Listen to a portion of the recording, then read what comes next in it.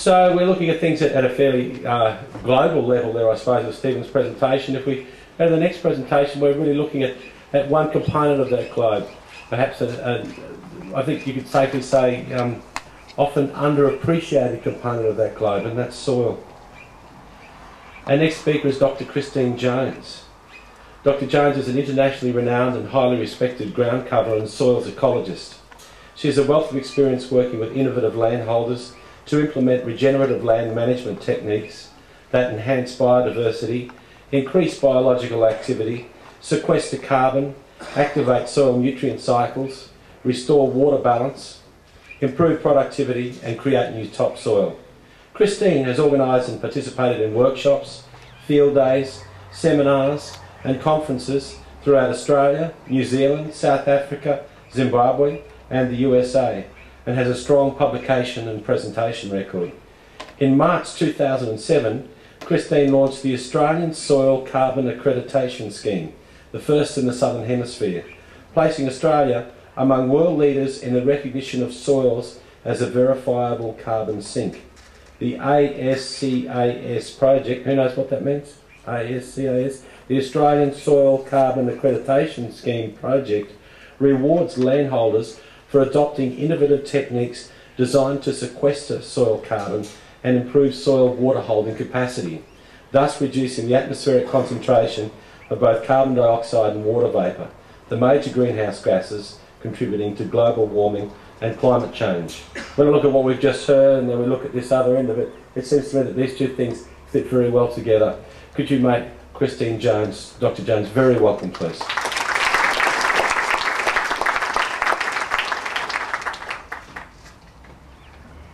Thank you, Peter, and thank you for that introduction. That's just reduced the length of my talk by 50%, you'll be pleased to know. And also, if I start doing funny things up here on the stage, it's because I had little black ants crawling up in my jeans while I was sitting down the back there, and I've only just discovered them. I'll do one of Faye's tricks and start stripping off on the stage, but at my age it's not really a pretty sight, so I won't subject you to that. As you all know, the theme of this conference is sustainability by design, and I want to talk about a design that we have for making Australia carbon neutral. So thank you, Stephen, for your introduction to this topic, and I'd like to talk about some practical things that we can do.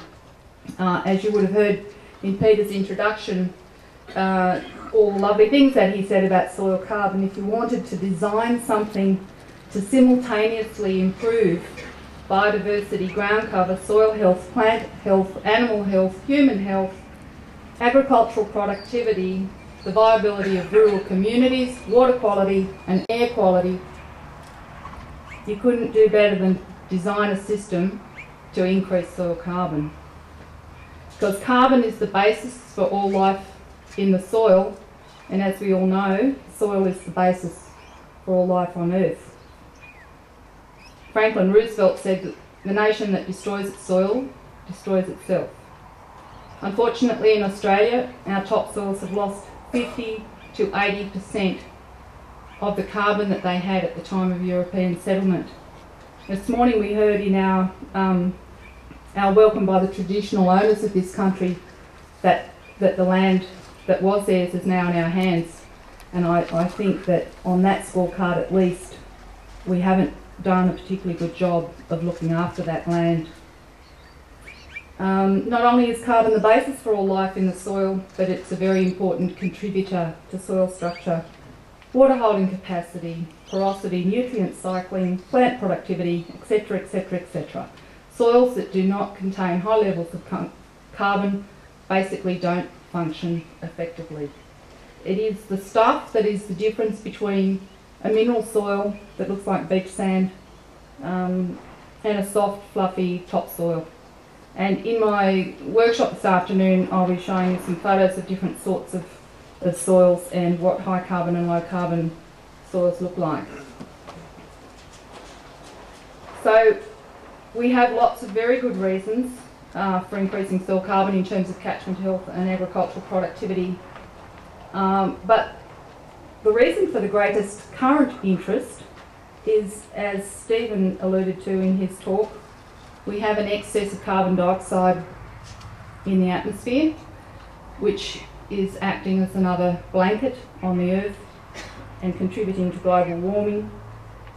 And because soils have been so depleted in carbon, we now have a lot of capacity or storage space to put that carbon back.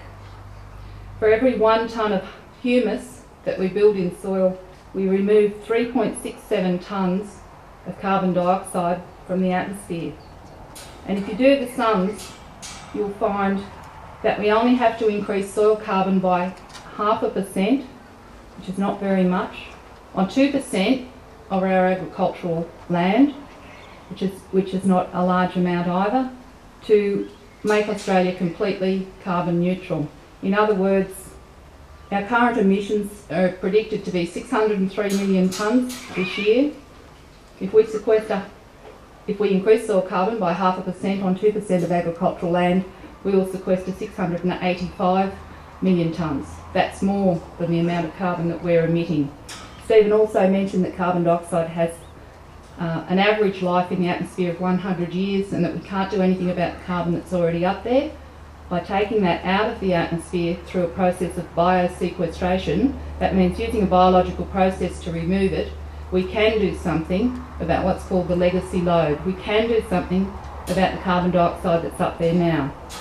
The other sorts of strategies that the federal government's been looking at are things like geosequestration, where they use a process called carbon capture and storage, or CCS, where basically as carbon dioxide is emitted from something like a coal-fired power station, it's scrubbed of its carbon dioxide. There's a project down in Victoria currently running at the moment called the Otway project, where there's carbon dioxide being taken from the Latrobe Valley in Victoria. It's being piped underground at huge expense. They've dug this huge trench. If you think it looks bad when Telstra puts a line through your place, you should see what this pipeline looks like. Then when it reaches the edge of the coast, it goes down under the sea. There's a pipeline on the sea bed, goes out to some old gas, what are they called, where you get gas from anyway, in the Bass Strait, gas wells, disused oil wells, gas wells, and it's pumped underground. To take 100,000 tonnes of carbon dioxide, from a coal-fired power plant in the Latrobe Valley, run it along the ground, under the sea, pump it down several kilometres underground, costs $40 million. $40 million for 100,000 tonnes. We can safely and permanently store 100,000 tonnes of carbon dioxide in only 650 hectares of agricultural land. That's all it would take. What we call the carbon neutral strategy, which is the strategy for making Australia carbon neutral, is relatively easy to do and only requires a small amount of agricultural land, and it increases the productivity of that land. You'd have to wonder why the government has been spending so much money looking at other alternatives when there is one that's very simple and scores a tick in every box.